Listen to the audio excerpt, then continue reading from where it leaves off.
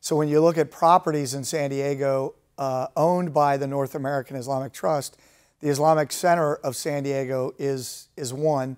And NATE, North American Islamic Trust, is not only identified as a Muslim Brotherhood organization by the U.S. government in the largest terrorism financing trial in U.S. history, the U.S. versus Holy Land Foundation, which was adjudicated in Northern District of Texas in 2008, but it actually was identified as a mechanism to fund Hamas. In other words, monies went directly from NATE's bank account to Hamas leaders and Hamas organizations overseas, and that's who owns the Islamic Center of San Diego.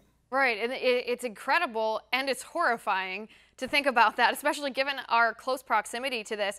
Chris, talk to me about your experiences. You just published a book, Muslim Mafia, detailing your exploits, I guess we'll call them, undercover, infiltrating this, I guess, money trail between these Islamic centers and radical Islamist organizations. What did you see? Well, first off, when I did my conversion to go undercover, I did a fake conversion to Islam as part of this undercover project. And I did this in a mosque in Northern Virginia called Dar al-Hijra, which was also owned by the North American Islamic Trust. And the imam that was there prior to me converting or doing the fake conversion was a man by the name of Anwar al-Awlaki.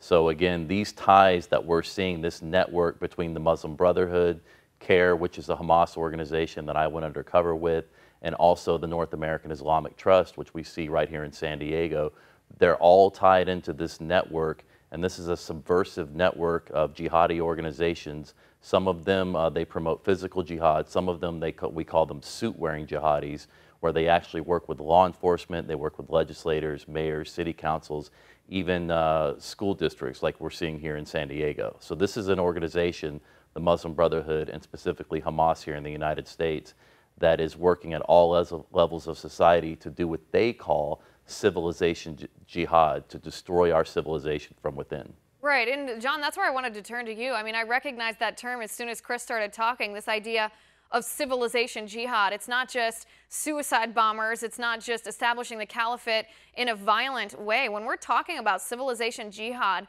when we're talking about this organization, the largest, or an unindicted co-conspirator in the largest terror funding prosecution in our nation's history, this is the Council on American Islamic Relations. What is their goal? What do they hope to accomplish? Well, first, we have to understand that the evidence in the HLF trial, again, the largest terrorism financing trial ever successfully prosecuted in American history, reveals that CARE is not only an unindicted co-conspirator in that case, which means there is enough evidence to indict them, but they were identified by the U.S. government, Department of Justice, as a member of the U.S. Muslim Brotherhood's Palestine Committee, which is Hamas in the United States. Chris pulled information out of their headquarters. He pulled over 12,000 documents out of their headquarters, and one of them was their 2004 CARE's 2004 Muslim platform, saying that they were trying to decide whether to work with Osama bin Laden or not, working with groups like that. And we have right on CARE San Diego's website, they say that the zakat, the mandatory giving for Muslims that they receive, 100% of it goes to fi sabilillah, which they say in Islamic law is Islamic military operations, or what our law specifically calls terrorism.